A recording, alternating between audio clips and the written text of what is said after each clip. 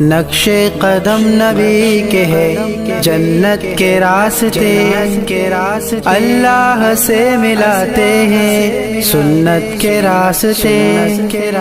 علیک محمد صلی اللہ، علیک محمد صلی اللہ، علیک محمد صلی اللہ۔ ناظرین السلام علیکم، آپ دیکھ رہے ہیں صفا آن لائن کا خاص پروگرام رمضان اسپیشل۔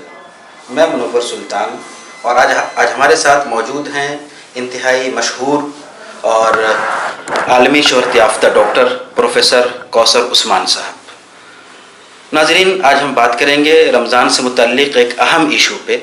وہ ایشو یہ ہے کہ بیماروں کے لیے رمضان میں رخصت دی گئی ہے کہ وہ روزہ نہ رکھیں۔ آج بیماریاں ڈھیر ساری ہیں، خاص طور پہ شوگر کا مسئلہ ہے، بلڈ پریشر کا مسئلہ ہے، ہارٹ کا مسئلہ ہے، اس طرح کے بہت سے مسئلے ہیں کہ لوگ پریشان ہیں۔ تو سوال یہ ہے کہ یہ جو بیماریاں ہیں اس میں کس لیول تک روزے کو برداشت کیا جا سکتا ہے، اور وہ کون سا لیول ہے کہ جہاں پہ خطرہ ہو سکتا ہے، روزہ نہ رکھنا بہتر ہے۔ اس موضوع پہ بات کریں گے ہم ڈاکٹر صاحب سے۔ سر، ہمارے پروگرام میں آپ کا استقبال ہے۔ سب سے پہلے آپ سے جاننا چاہیں گے کہ آج جو بیماریاں ہیں ڈھیر ساری، خاص طور پہ شوگر کے پیشنٹ کتنے ہیں آپ جانتے ہیں، بلڈ پریشر ہے، اسی طرح ہارٹ کا پرابلم ہے۔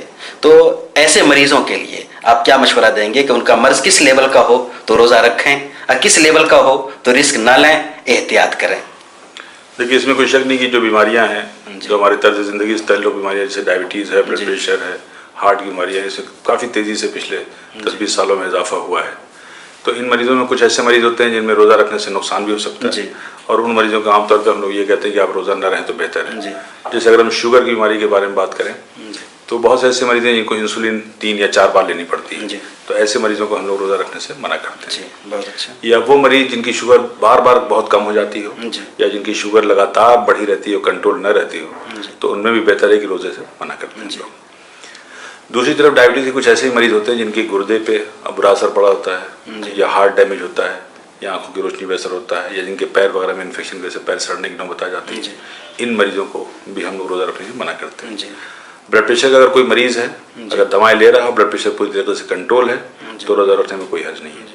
لیکن اگر بلڈ پریشر بہت زیادہ ہائی ہے یا بہت زیادہ فلکچویشن ہو رہا ہے تو ان مریضوں کو بھی منع کرتے ہیں۔ لیکن اگر آپ اس میں دیکھیں تو ڈائبٹیز کے یا ہارٹ کے وہ مریض جن کو عام طور پہ روزمرہ کی زندگی میں بہت سی دشواریاں ہیں، یا دوائیں کئی بار لینی پڑ رہی ہیں، یا جن کا خود اس کو ٹیسٹ کرنا مشکل ہو، اور اگر ان کی جان کو خطرہ ہو سکتا ہے، جیسے میں نے بتایا کہ لیور کی بہت شدید بیماری ہو، گردے کی بیماری ہو، ہارٹ کی بیماری ہو، تو ان کو روزہ رکھنا بہتر ہے، کیونکہ ظاہر سی بات ہے جسم کو ایذا دینا گناہ میں شامل ہے۔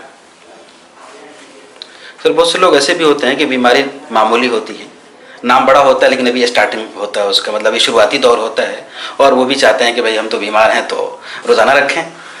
ایسے لوگوں کے بارے میں آپ کیا کہیں گے؟ یہ بہت اچھا سوال کیا مجھ سے آپ نے۔ میں بتا دوں آپ سے کہ ڈائبٹیز یا بلڈ پریشر یا ہارٹ کے زیادہ تر مریض، بلکہ میں بڑے اس سے کہہ سکتا ہوں کہ تقریباً 60 سے 70% مریض بہت آرام سے روزہ رہ سکتے ہیں۔ بس ان کو صرف احتیاط یہ کرنی ہوتی ہے کہ اگر وہ ڈائبٹیز کے مریض ہیں یا بلڈ پریشر کے مریض ہیں تو روزہ رکھنے کے پہلے ڈاکٹر سے مل لیں، اور اپنے دواؤں کی جو اوقات ہے، اس کی ڈوز ہے، اس میں تھوڑی سی تبدیلی کرا لیں، کیونکہ دن بھر ہم رمضان کے دنوں میں کچھ نہیں کھاتے ہیں اور رات میں کھانے کی اضافہ ہو جاتا ہے، تو دواؤں کے اوقات میں تبدیلی کی جاتی ہے، اور کبھی کبھی کچھ دواؤں کی ڈوز کم بھی کرنی پڑتی ہے۔